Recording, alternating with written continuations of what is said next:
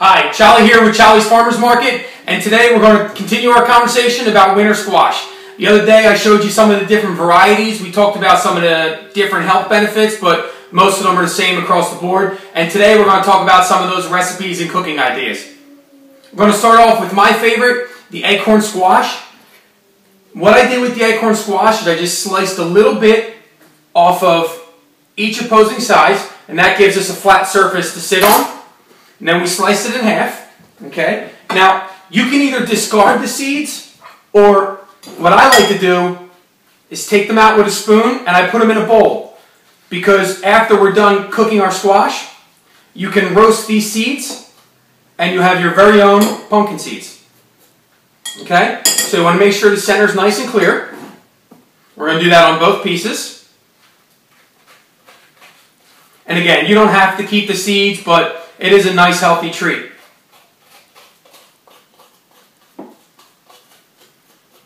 Okay? Now, like I talked about in our previous video, I'm going to use this squash as an entire dish. This is going to be our bowl. We're going to put them in the pot. And then, while that's baking for about 20 minutes, I have some vegetables and a little bit of meat, but not too much. We're going to cook that on the stove top, and then this way, we're going to mix it into the bowl halfway through the cooking process. We're also going to cut up one spaghetti squash. When you're cutting squash, you want to be very careful because it's very thick-skinned and even the flesh is very hard. So you want to make sure that you have a nice sharp knife to cut it open with. Sometimes also taking the stem off first will help because that's very hard to cut through.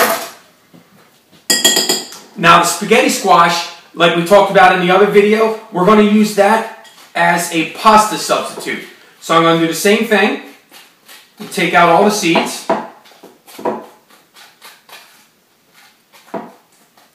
Now you can kind of see as I'm taking the seeds out, it'll be better with a fork, but spaghetti squash is that one unique squash that as you run a utensil through it, you'll see the strands, kind of like spaghetti.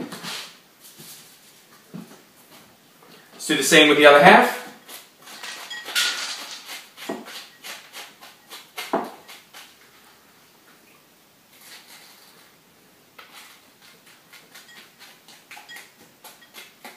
Okay.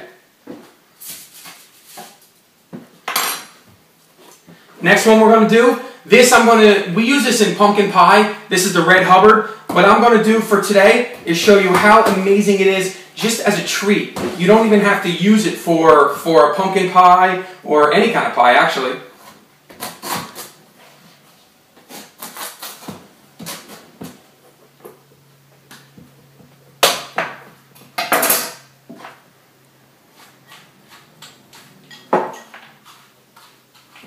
This is only one downside to the Hubbards.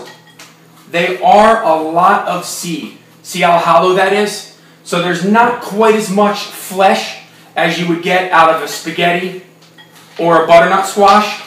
And that tends to be why a lot of people will use butternut squash when they're making like a stew or a pie, because you can buy less.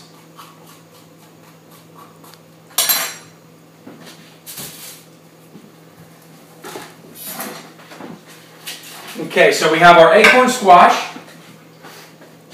Now, I kind of want to prove to you guys about how good these are without any butter or sprays. So we're just going to put a little bit of salt and pepper. And the salt will help bring out some of the sweetness. Now, I'm going to cover the acorn squash because I want it to stay nice and tender. If you leave it uncovered, the outer part of the flesh can tend to get a little bit crispy.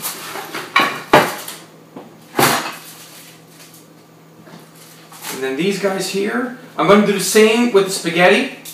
And put a little bit of salt and pepper.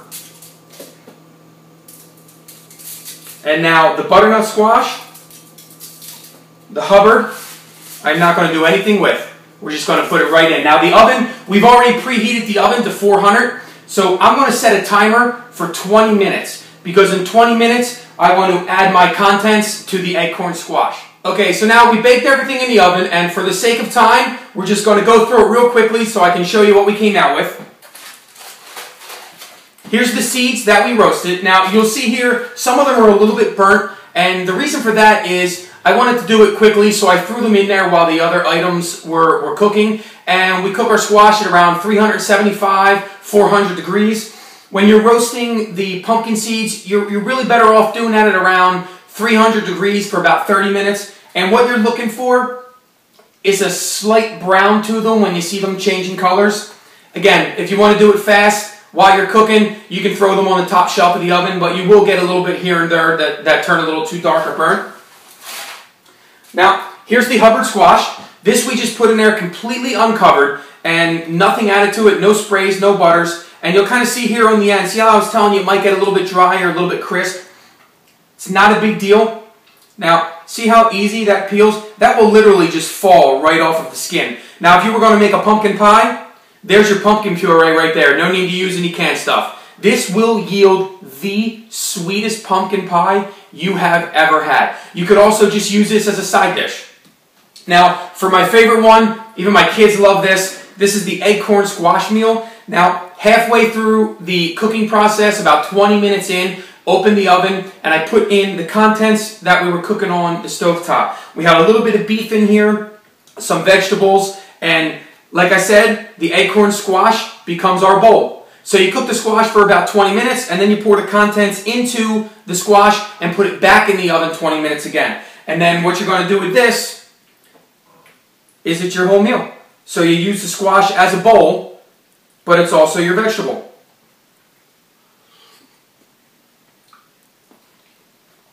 Absolutely delicious. Now, on to what I still think is one of the coolest things, is the spaghetti squash. Now, the spaghetti squash, what we did with that is we flipped it upside down while you're cooking it. Now, this is very unique to spaghetti squash. No other squash does this. If you can kind of see how I'm peeling it here, once you put a fork to it, it literally pulls into strings, just like angel hair spaghetti. And the more you keep going at it, you can see it right there. Now, you can either use this as just a side dish like spaghetti, pasta, okay? Or, if you had contents similar to what we did with the acorn squash, you could use the spaghetti squash here as a base.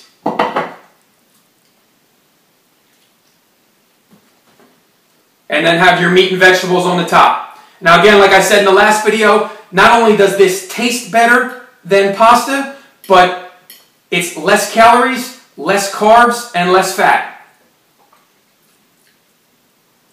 That's absolutely amazing. You honestly cannot even tell that it's not pasta. Well, I hope you enjoyed the recipes. We'd love for you guys to try them out and let us know on Facebook on how they came out.